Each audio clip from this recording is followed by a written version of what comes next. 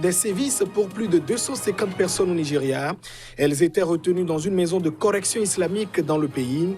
C'est un raid de la police qui a permis de les libérer.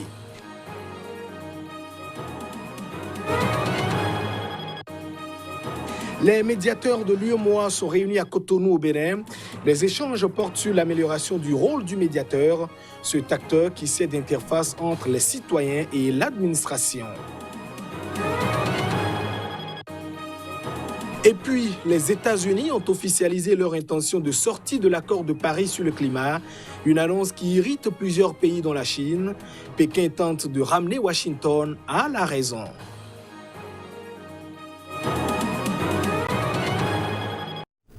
Mesdames, Messieurs, voilà donc pour le sommaire de ce journal. Merci de nous choisir pour vous informer. C'est un soulagement, le vrai soulagement pour 259 personnes au Nigeria.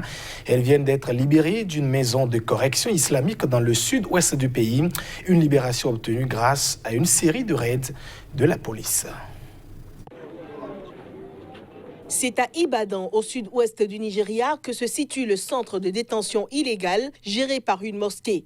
Des hommes, des femmes et des enfants libérés par la police y étaient retenus en otage. La police est intervenue rapidement après avoir reçu des informations d'un garçon de 18 ans qui s'était échappé du centre.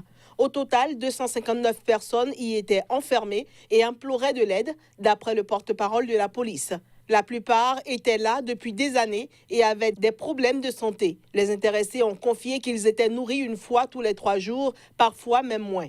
Le propriétaire de la maison et 8 autres personnes ont été arrêtés.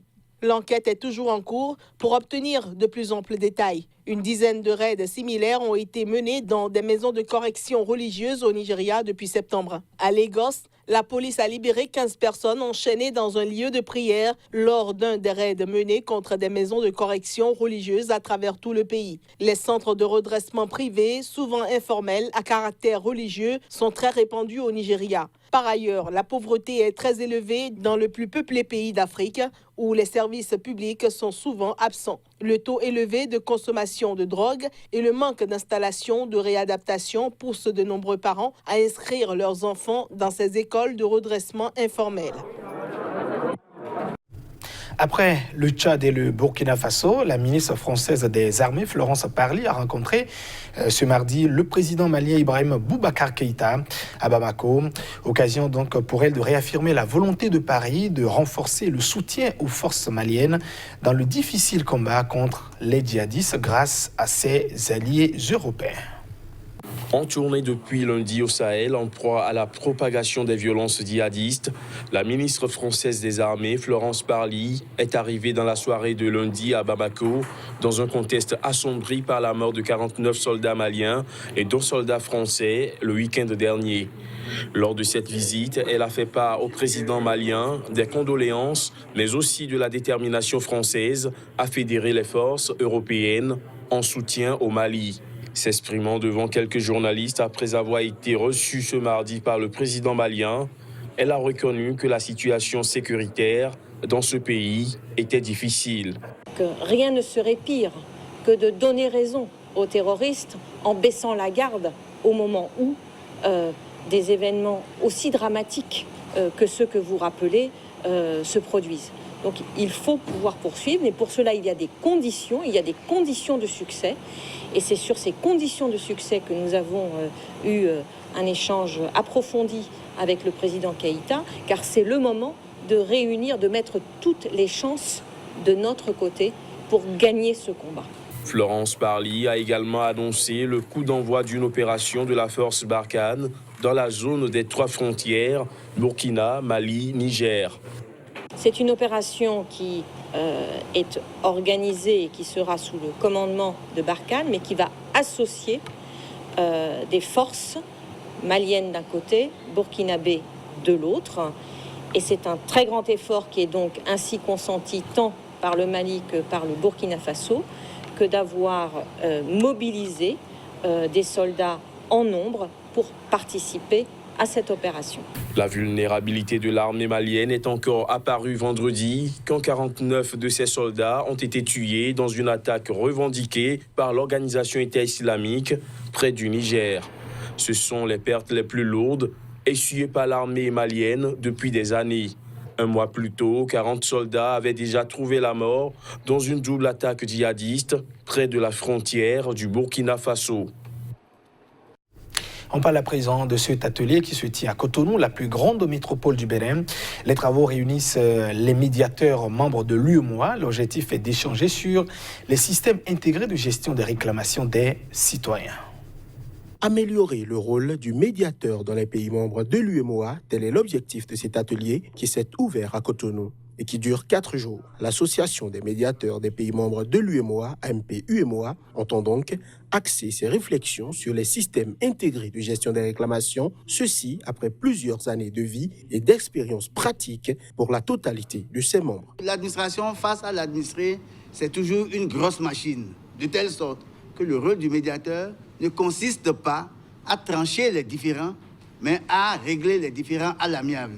Le rôle du médiateur ne consiste pas à imposer une solution, mais à persuader de la solution qu'il propose pour régler les différends. S'il y a nécessité de nous adapter à ce que ressentent nos concitoyens, il est nécessaire aussi que l'étude que nous faisons de leurs desiderata suive des règles et des méthodes scientifiques. Faire face avec diligence et efficacité à l'ensemble des sollicitudes est encore un autre défi. C'est pourquoi, au regard du développement des technologies de l'information et de la communication, en perpétuelle mutation, la gestion informatisée des réclamations s'est avérée indispensable pour plus de performance et d'efficacité dans le traitement des dossiers. Pour rappel, l'AMP-UEMOA a pour but de favoriser l'approfondissement de l'état de droit et l'intégration régionale par le développement des relations entre les institutions qui, dans les pays membres de l'UEMOA, et ce, quelle que soit leur appellation, ont dans leur attribution compétence d'exercer la médiation institutionnelle. Elle a été créée en 2008 avec le parrainage de la commission de l'UEMOA et depuis décembre 2017, un acte additionnel la reconnaît comme un organe consultatif de l'UEMOA. La commission de l'UEMOA lui assure une subvention annuelle pour son fonctionnement. C'est demain jeudi que l'île Maurice tient son scrutin législatif. Ces élections doivent permettre au Premier ministre sortant d'obtenir la légitimité populaire qui lui faisait défaut depuis plusieurs mois. Quelques 941 000 électeurs mauriciens inscrits sont attendus aux urnes pour les 11e élections législatives sur l'île Maurice prévues jeudi. L'enjeu principal est la reconduction ou non de Pravin Junot, âgé de 57 ans, qui avait succédé à son père, Anoroud Junot, en 2017. Il était chef du mouvement socialiste mauricien, principal parti de la coalition au pouvoir. Il avait accédé au pouvoir sans passer par des élections. Cette succession avait donné lieu à des débats passionnés sur l'archipel, démocratie stable de l'océan Indien depuis son indépendance du Royaume-Uni en 1968.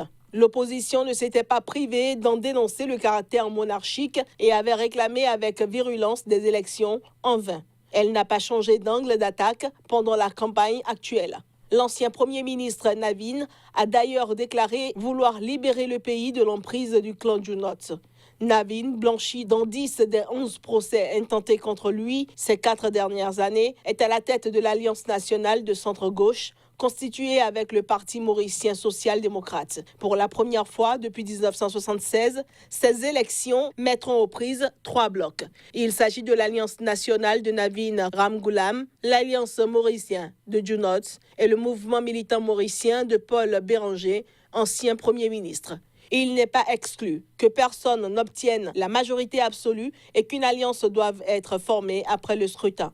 Les électeurs doivent choisir 62 députés.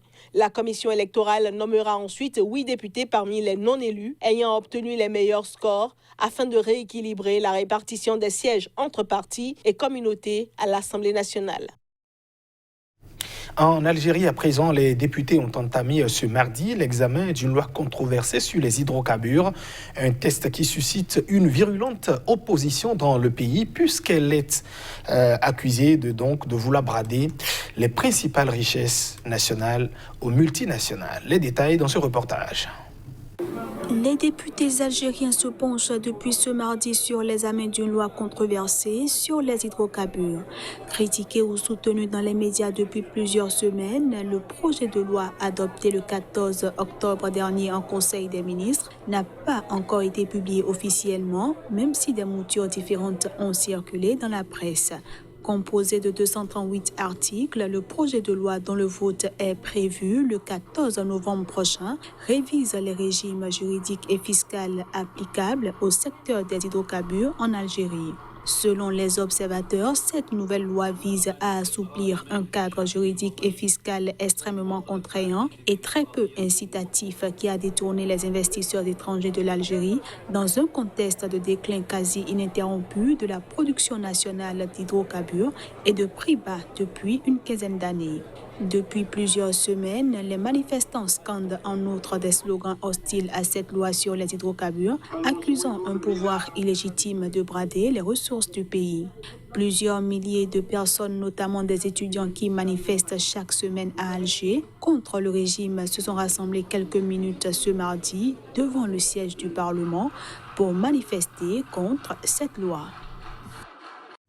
Et puis une autre sur le climat à présent, les effets des changements climatiques ne sont pas assez pour convaincre les États-Unis. Ils ont lundi officialisé leur intention de se retirer de l'accord de Paris sur le climat, une attitude que déplorent plusieurs pays dont la Chine. La partie chinoise déplore que les États-Unis aient officiellement lancé la procédure formelle pour se retirer de l'accord de Paris. Nous croyons que le changement climatique est un défi commun auquel fait face toute l'humanité. Tous les membres de la société internationale devraient travailler ensemble, main dans la main, et chacun devrait faire de son mieux pour répondre ensemble.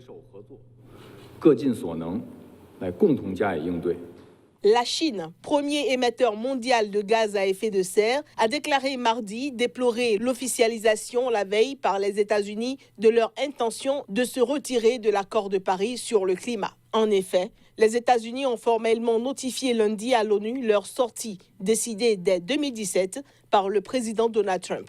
Cette étape clé, qui ne pouvait intervenir plus tôt en raison d'une clause inscrite dans le texte, enclenche un compte à rebours d'un an avant que Washington puisse effectivement quitter l'accord. La lutte contre le réchauffement climatique devait être mercredi l'un des sujets de l'entretien entre Emmanuel Macron et son homologue chinois Xi Jinping à Pékin. D'après David Wasco, expert sur le climat, l'intention des États-Unis fait du mal à l'Amérique en permettant notamment à d'autres économies majeures de profiter de ces opportunités économiques. Les États-Unis sont le seul pays à se désengager de ce texte signé par 197 pays jusqu'à la Corée du Nord. Tous les adversaires démocrates potentiels de Donald Trump se sont engagés à revenir dans l'accord, ce qu'ils pourront faire à leur éventuelle prise de fonction le 20 janvier 2021 s'ils gagnaient les élections. Mesdames, Messieurs, c'est sur ces informations que nous refermons ce journal. Merci de votre attention. Restez fidèles au programme de votre télévision. Au revoir.